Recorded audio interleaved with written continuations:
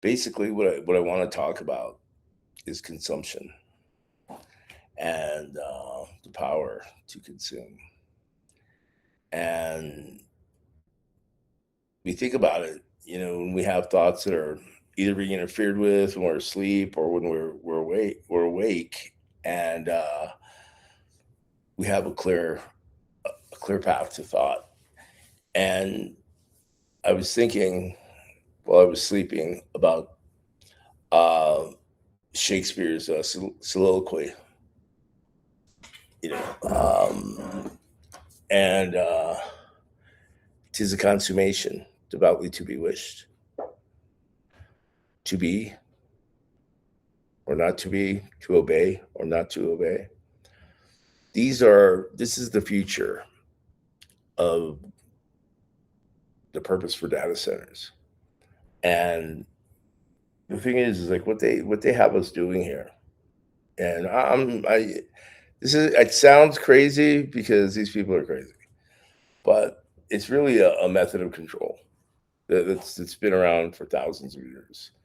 And they have us fighting wars over our own belief that we devoutly wish to consume everything, that we're consumers.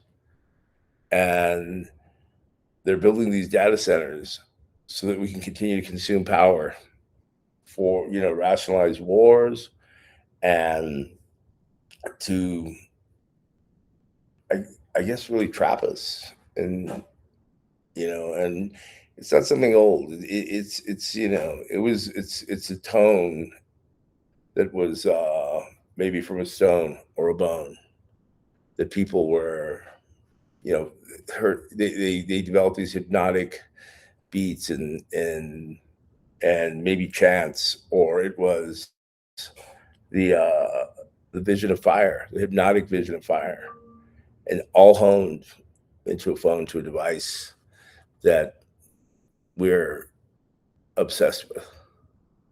So trapped in a prism where the consumers of what? They have to build something for us to consume, or we just end up eating each other. So information, whether it's real information or false, we're consuming it. And the and well, I'll get to the reality of it all, because a lot of these things come from ideas that I have in fiction, but the way that they align with the truth is kind of scary, and it may be a little bleak. But the reality of I guess we can get into it now. The reality of data centers is enough power to have the greatest quantum computer, because these insane people think they're building the God computer. And that's the new war. Just like in World War II, when we were fighting over the centrifuge, nuclear technology, and the jet technology, and who would control the world. This is the new technology that will control the minds of everyone. So as we're consumed in these prisms, uh, they record our behaviors. They feed them to quantum computers, and they really believe that they can build the God computer, that they can build the ultimate system to control what they call our minds, but I call it my brain, because I don't mind anything that they're saying. And this is really the goal, is to have us consuming. Just imagine everybody on the internet sucking on a cock of technology. That's all it is. So are we going to be consumers? Are we going to eat each other and cannibalize each other? Or are we going to enjoy the world and look at it through our own eyes? And we're consumed with a toy mirror, and the language and the spelling of words. It really controls everything that we do. And eventually, there's a glimmer of hope. Eventually, we can walk away from it, and we can localize our computing processes, and we can develop our own local technologies. But to believe that independence is based on dependence, it's ludicrous. So, we don't want to go beat our clothes against a rock in a river. So we work very hard within this confined system so that we can have washing machine and dryer. I was thinking about it today because I don't have one here.